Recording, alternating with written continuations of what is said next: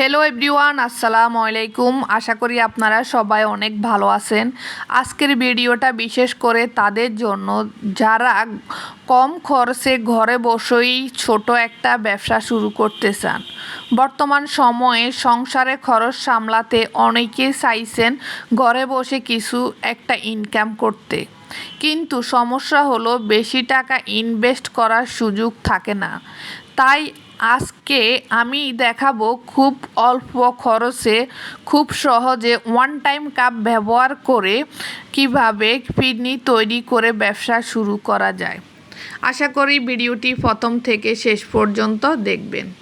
এখানে আমি নিয়েছি চাষির চিনি গুঁড়া পোলাও চাল। এখানে 1 কেজির প্যাকেট নিয়েছি। আমি এখান থেকে অর্ধেকটা সুজি করার পর রেখে দিব, বাকি অর্ধেকটা আজকে করব। তো এখানে চাউলটাকে ভালো করে কষলিয়ে পরিষ্কার করে ধুয়ে নিতে হবে। যতক্ষণ পর্যন্ত চাউল থেকে সাদা পানি বের না হবে ততক্ষণ পর্যন্ত চাউলটা ভালো করে ধুতে হবে। ধোয়ার পরে এভাবে রেখে দিতে হবে পানি ঝরানোর জন্য। একবারে যখন পানিটা শুকিয়ে যাবে চাউলের গায়ে থেকে, তখন এটাকে শিলপাটার মধ্যে আপনার সুজি করে নিতে হবে। ব্লান্ডার করা যাবে না, কিংবা এরকম আস্ত চাউল রাখা যাবে না। সুজি যেরকম হয় ওই রকমভাবে করতে হবে। এখানে নিয়েছি আমি দুধ। অনেকে আমাকে প্রশ্ন করছেন যে কি দুধ আমি ব্যবহার করি। আমি করি এই যে আড়ং-এর ডেইরি পাস্তরিক ইনস্ট্যান্ট দুধ। এটার প্রতি কেজি 100 টাকা। এটা খুব ভালো মানের। আমি আড়ং কোম্পানির এই দুধটা ব্যবহার করি ফিরনি দই দুইটার মধ্যে। দেখেন, আপনারা কিন্তু দুধ কেনার সময় অবশ্যই ডেটটা দেখবেন, কারণ যদি আপনার ডেট না থাকে তাহলে ফিরনি দই স্বাদ হবে না, কিংবা দুধটা নষ্ট হয়ে যাবে। এজন্য অবশ্যই ডেটটা দেখে নিতে হবে।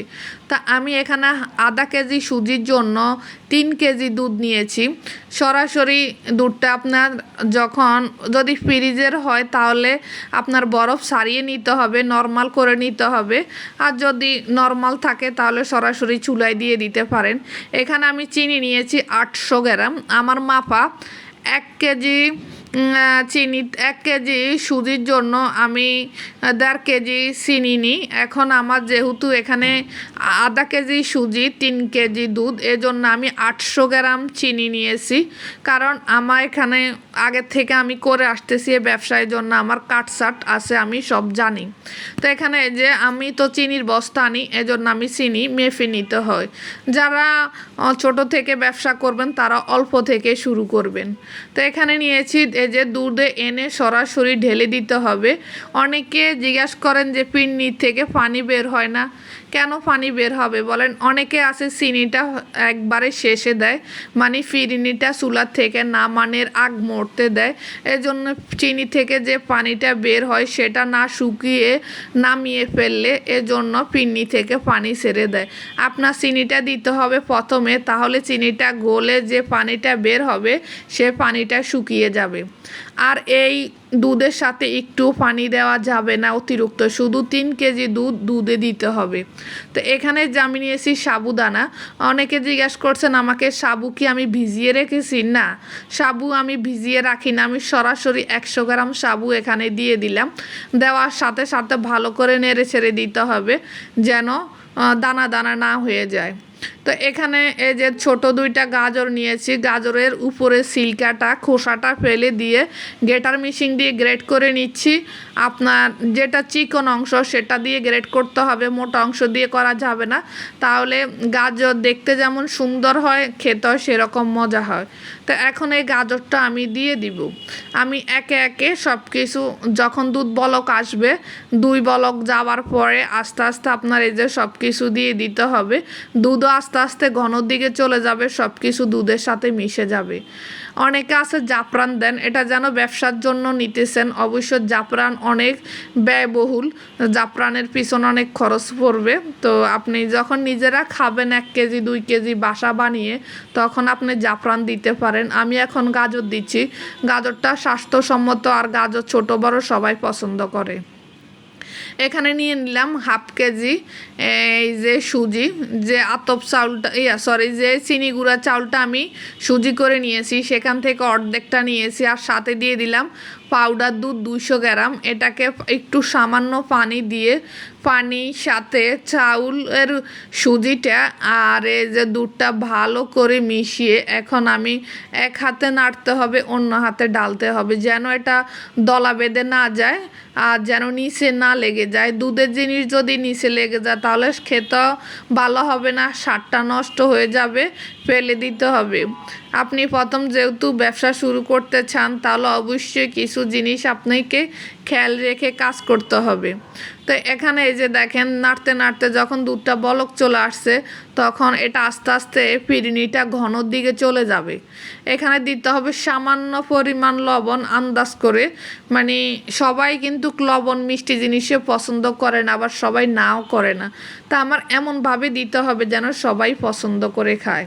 তাই এটা যখন নাড়তে নাড়তে একটু ঘনের দিকে চলে যাবে তখন আপনি এই যে সাবুদানা সিদ্ধ হয়েছে কিনা বা সুজি সিদ্ধ হয়েছে কিনা আপনি একটু নিয়ে টেস্ট করতে হবে। দাঁতের নিচে যদি সুজি লাগে তাহলে মনে করবেন এটা সিদ্ধ হয়নি, আর যদি না বাদে তাহলে মনে করবেন সিদ্ধ হয়ে গেছে, আপনি এটা নামিয়ে নিতে পারেন।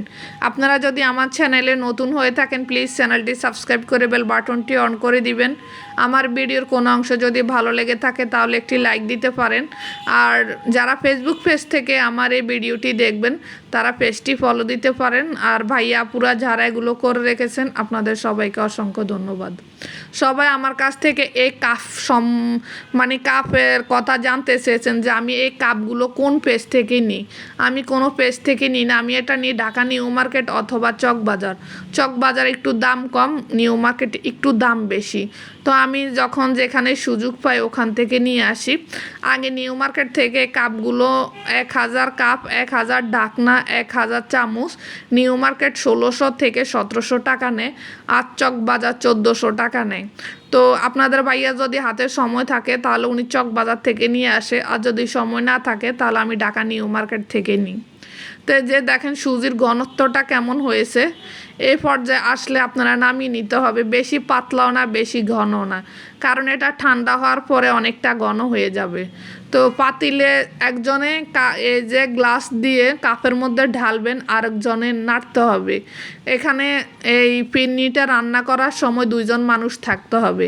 যদি পাতিলের ফিরনিটা না নাড়া হয় তাহলে কিন্তু মোটা একটা সর পড়ে গেলে ফিরনিটা ভালো হবে না।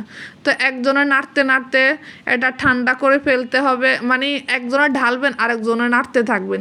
এটা যখন এই যে সবগুলো কাপে দেওয়া হয়ে যাবে তখন ফ্যানটা ছেড়ে এটা ঠান্ডা করতে হবে।